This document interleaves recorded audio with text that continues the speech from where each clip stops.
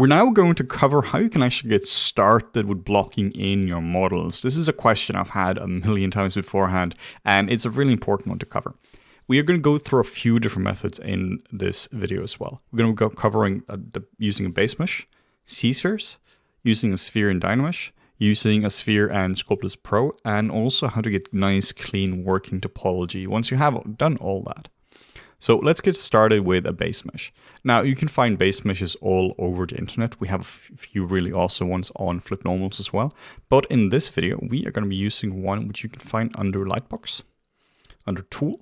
And here we have one called Nick C Human Male Average. And if we double click on this, it's going to bring this into our project.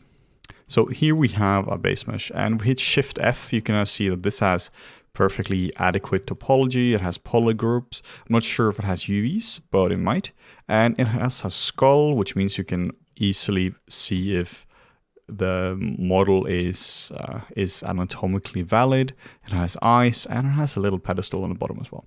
So the reason you'd want to use a base mesh is if you want good and quick results. When I worked in film, we would use base meshes as much as humanly possible.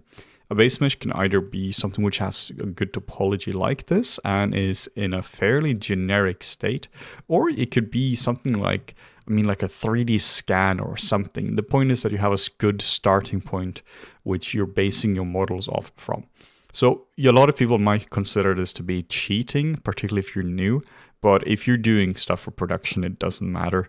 If you're being tasked to make a human for some kind of freelance gig or something, and you're starting from this, it's going to save you a lot of time. What you're seeing as well is that what takes a lot of time is actually to get to this point. If I were to do this from starting from a sphere, this would take me probably like a whole day or 2 days just to get to this result. Of course, this is rough, but once you start to subdivide it, you can see that the anatomy is there. You can see a lot of the different shapes we have. You see the obliques, the rib cage, you see the abs. So while it looks simple, there is a lot of information in this already baked into it. So if you want to do a portfolio piece, I highly, highly recommend that you stick with the base mesh. And then you just subdivide the model, meaning that you don't actually do any dynameshing or zero meshing on it. Because now you can see that if we start to sculpt on this guy, subdivide a few more times, then we already have good working topology.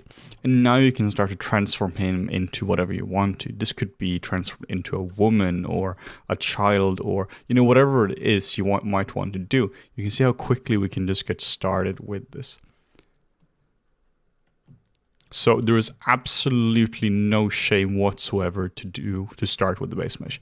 That said, I recommend not starting with base mesh if you are learning to sculpt. I recommend using this if you need to get quick results. And when you're studying, you don't need quick results, you need quick learning, which means that you should set yourself up for failure. You should fail a lot and learn from your mistakes. If you're always starting with the base mesh like this and you're just starting to draw on the muscles like this, you think you're learning a lot because your anatomy looks okay and the shapes look okay. But in reality, you're not really learning a whole lot because the hard task is already done. The hard task of creating these big, bold shapes has already been done for you. So if you want to do studies and you want to really learn, I highly recommend that you stick to using the techniques we'll cover in a bit. But I just want to reiterate how insanely useful it is to start with a base mesh like this. Because if you need results for a job or for your projects, because first off, you don't have to deal with topology. It's already been done for you. You don't have to retopologize this thing. Second off, you don't have to do your UVs. It's already been done. If you already have a project which you've used on this guy beforehand, now you can transfer the textures from that and use that as a starting point. So just from a getting quick results point of view, this is so useful. Next up, we are looking at C-spheres. We can find C-spheres if we go to the tools, and then we have C-sphere. Now, we're not going to cover extensively how to use C-spheres in this tutorial because we do assume that you have some knowledge of C-spheres beforehand.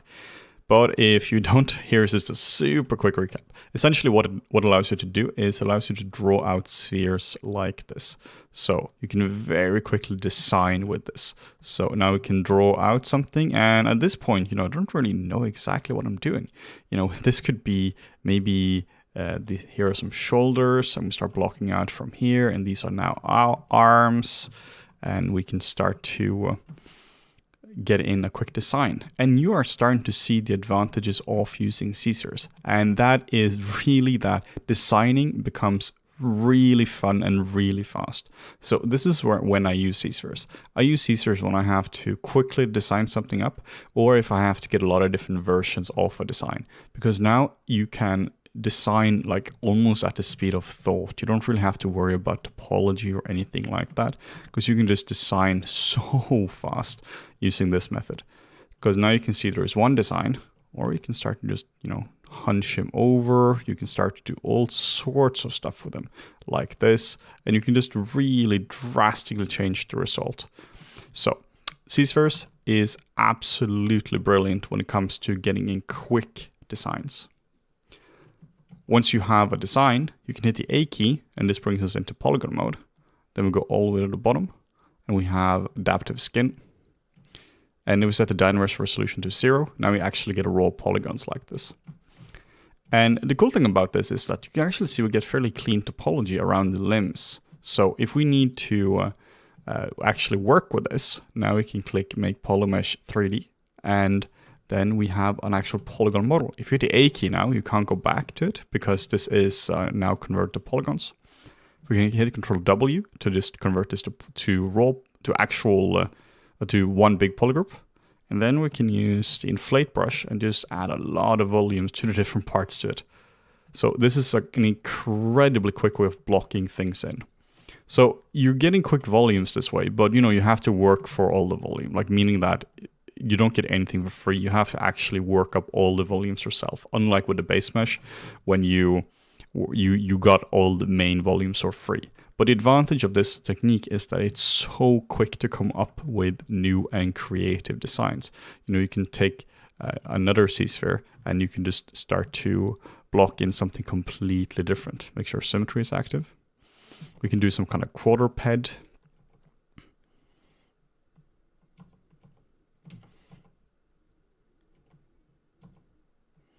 Start to block in some legs. Some hind legs for him.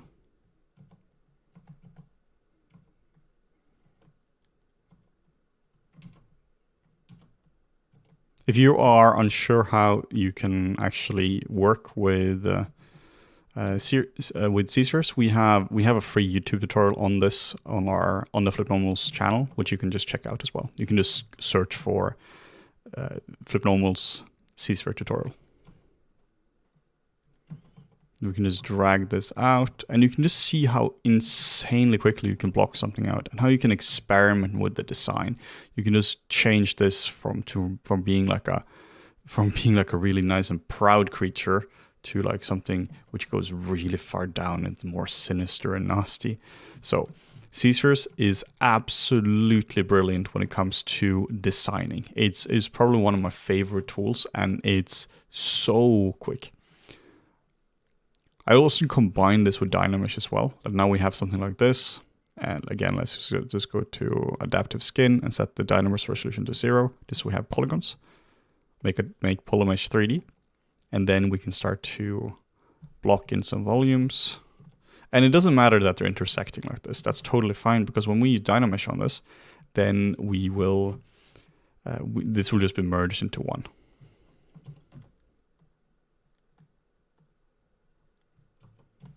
So now that we have that, we can just hit the Dynamesh button. And now we have a mesh we can actually sculpt on. And then you can start, go in here and you can add the scapula. So you can really start to go in and refine the general shapes. Now we're not going to turn this into anything pretty at all, because this is literally just how to get the block out. But the point is that now within like a minute or so, then you can really start to get in and just actually start to get a character going. This is it's almost impossible in any other 3D software, and it's really one of the main advantages of using something like ZBrush. So already now you can start that you can kind of see where a character like this could go. So Z-Spheres, absolutely brilliant for designing your creatures. You know, within a few seconds or a few minutes, we were able to block out 2 completely different designs. The next up, we have using a sphere and Dynamesh. This revolves around going to Tool and going to Sphere, make Polymesh 3D. And from here, we can just start to block in whatever you want, like we did with one of the earlier heads we did. And you can just start to block it out. And very quickly, you can start to see that the topology is getting stretched. If you want some ears, you can see that you can't really do that. Everything gets crazy stretched. And then you might subdivide it up, but that's terrible because then you get just more polygons in the stretched areas. Particularly if you want to design a whole character from this. But this is where Dynamesh comes into play. If you're using another software, most other sculpting software, they have some equivalent version of it, of Dynamesh. In Blender, I believe it's called DynTopo, and it just allows you to do something very similar to Dynamesh. So if you click the Dynamesh button, then you can now see that the topology has now been nicely evenly spaced out. It's not good working topology. It has triangles everywhere, but it's really good for designing. Because now you can start to go in and you can block it out and you can try new things out. If you want to add a whole new body to it, you totally can. You can, for instance, just duplicate this thing, and now you can start to you can smooth it out, or you can just start to like treat this shape as maybe it's some kind of weird body, and we can drag this out and it's some arms, or whatever it might be. The point is that you now have incredible freedom for what you want to do. And I think this is the first time I've actually turned a head into a torso. For the little stumps he has, we can use the inflate brush. And then we can just start to, block something in. Then we can clear the mask. And now you see you have 2 pieces. And we just redynamesh. Now it's turned into 1 piece. So the point is that this is incredible for blocking in main shapes. It's not better or worse than using something like Z-Spheres. It's just different. It has a bit of a different use case. I find this to be really good if I have a general idea where I'm taking it. Like if I'm doing something like this, which it might be a bust or something, and it's fairly conservative where I'm taking it in terms of the design. Like I'm not gonna add like 6 more legs to him or something like that. Then I find this to be great. If I'm not sure how many legs or limbs it's gonna have, how big the tail is gonna be, whatever it might be, then Z-Spheres is absolutely brilliant. But for something like this, where I generally know where I'm going to take it, then Dynamesh is fantastic, because you can do so many cool things with Dynamesh. And now you can see stuff is getting a bit stretched in some areas. Then we can just redynamesh it, just control drag outside the model, and there we go. And now you can just experiment with it. And the closer you get to something more usable, like don't follow my sculpting now. This is not great sculpting, and it's not going to be used for anything. This is purely just to show you an example. I'm working really fast now just so there is actually something to see in the video, because otherwise it would be such a long and such a boring video. So now you can see that you're getting closer and closer, and then you can just keep redynameshing it. And you can add stuff like you can try adding a mouth to him. He is very grumpy today. And you can just sculpt it up. You can add a nose. Whatever it might be, you can do this with Dynamesh. I think Dynamesh is absolutely phenomenal when it comes to anatomical studies or general studies. Because when you're doing this, you can't cheat. Like when it comes to using a base mesh, if you're doing anatomy, then you already have the main shapes down. But when it comes to something like this, you actually have to know the shapes you are putting down. If you don't know the shapes of the arm or the shapes of the chest or something like that, you're gonna see that immediately. There are no cheats whatsoever. So when I'm talking to people about actual anatomical studies, I always refer them to this technique, to using Dynamesh and a sphere to really get something something like this. It's so honest. You literally can't hide behind it. When it comes to using a good base mesh, that's kind of what we talked about in the basics versus fundamentals chapter, where then you have strong basics, meaning you have strong tools and you know how to do topology and maybe UVs, all that kind of stuff. But when it comes to your fundamentals, this is when you're showing your fundamentals. And apologies for the insanely not good sculpt at the moment, but that's just the way it is. I do have better fundamentals than this. So this is really where your fundamentals will show through. There is no way to hide your bad sculpting if you're doing like this, which is fantastic if you're doing studies, but terrible if you're doing production work. So that's why I recommend using a base mesh for production work. I've seen a lot of people, even when I worked in film, where they were really strong in the software, they knew all the little tips and tricks, and they were phenomenal if they had a scan, a bunch of reference, and a really good base mesh, and they could do the job as good as anyone else. But the moment they try to actually sculpt something like this, where you actually need strong fundamentals, you actually have to know some figure sculpting and some shapes and all that kind of stuff, they couldn't do it because they never really done it. They always had a crutch of using a base mesh, which again, it landed them a job, but you really should be careful about being reliant on a crutch like this. You should really, really try to learn how to sculpt without any aid like this. So then we have the next tool, which is using a sphere and Sculptris Pro. So if we now just start with a new sphere, make it a Polymesh 3D. And now we can use a brush called a snake hook brush, BSH. And now we can click on the nice little friendly Sculptris Pro icon. And now you can see what's happening. Just enable symmetry, and now you can see that this actually draws dynamic topology. This is not better or worse than Dynamesh. It was added more recently than Dynamesh, but it's just a different way of solving the problems. The problem we're solving now is that you want only topology in the areas you're sculpting in.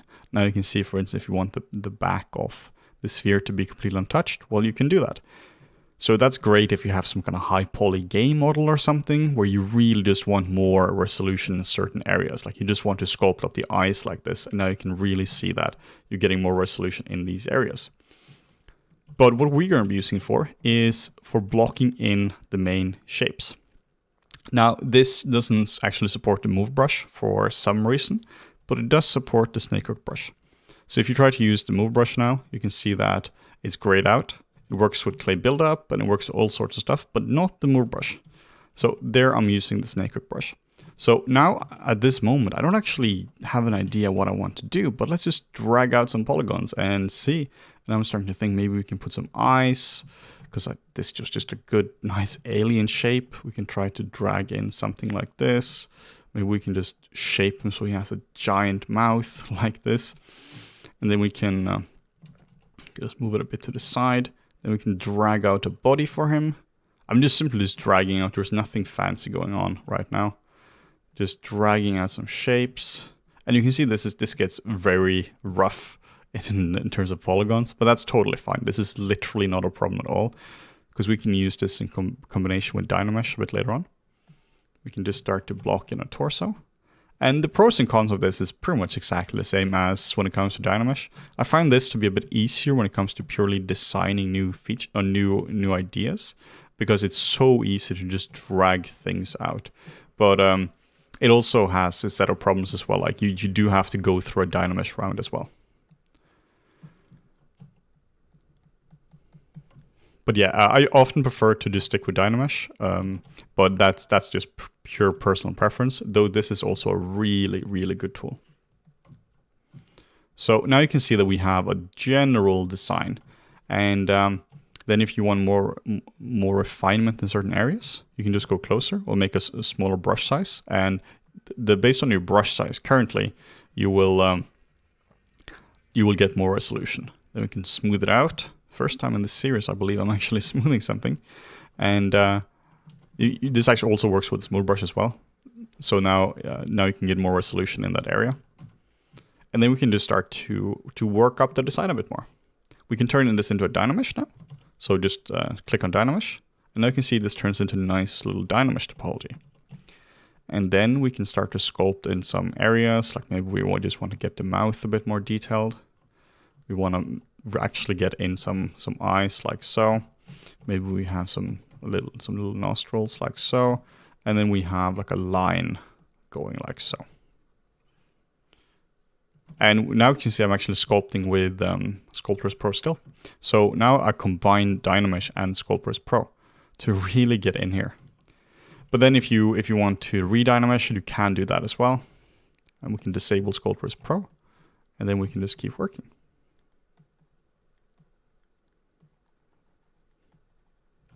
So I use this really to get a good block in of my design. Like, you don't want to do this as the final thing you're doing, but I find this to be phenomenal when it comes to blocking in this design.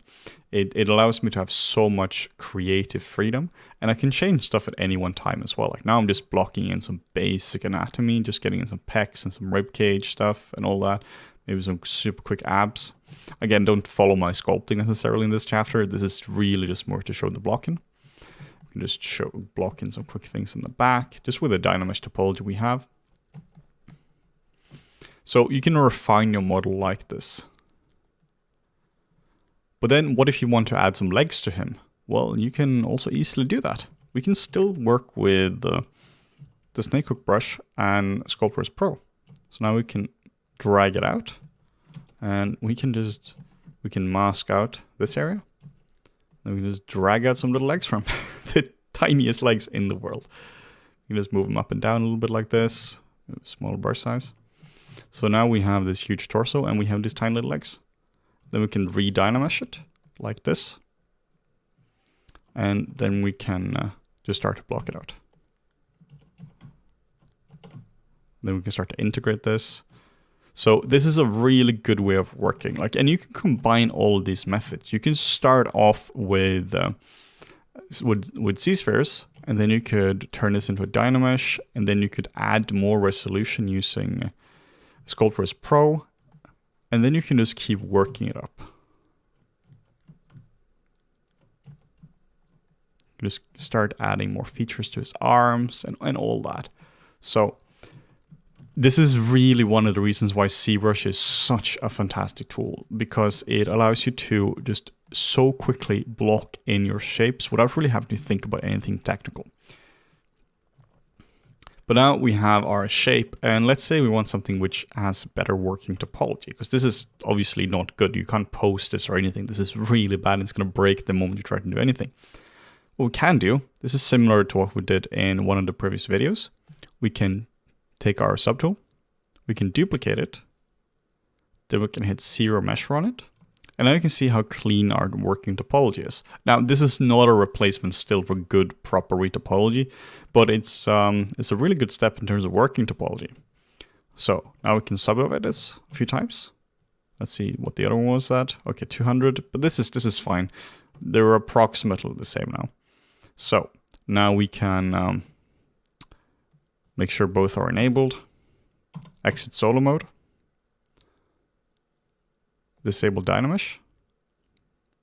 And then we can go to subtool and project all. And now you can see we got really nice, all the nice sculpted details onto our zero meshed version. So now we have very clean topology, which we can actually work with. And we have all the nice little sculpted details on our terrible monstrosity, whatever this is. So this means that if we want to pose him, I'm just going to smooth this out. Second time using a smooth brush. And if we want to pose him now, we can go into the transpose line, hold down the control key, just to do topological masking. If you hold a control key, a lot of people don't know this. It's super useful because now you can just mask based on topology. So we can mask around here. Control click to soften the mask, or hit the X key like we talked about. This is only X if you have our custom hotkey set up. Now you can drag a line from here, and now you can start to pose them up. And this would be very hard to do if you didn't have this good topology. And if you want to keep sculpting on him now, we can easily do that. We can go in and we can really just keep working on this with the shapes. So this is the step after you are done with your design. Like, you don't necessarily do this when you're still designing. Like, you don't have to do this at the very end. It can still be when your design is relatively unrefined, but you don't want to do this when you're not sure if it's going to have 2 arms or 6 arms or 16 eyes or 2 eyes. You want to generally keep that to Dynamesh, because right now if you try to do something like Sculptris Pro, it's going to tell you, whoa, we can't do that. You have multiple subdivision levels. So now if you try to do that, it's just going to disable it, which means that all the zero meshing we did and all the reprojection would have been for nothing. So make sure to only do the zero meshing and projecting part after you are happy with the design.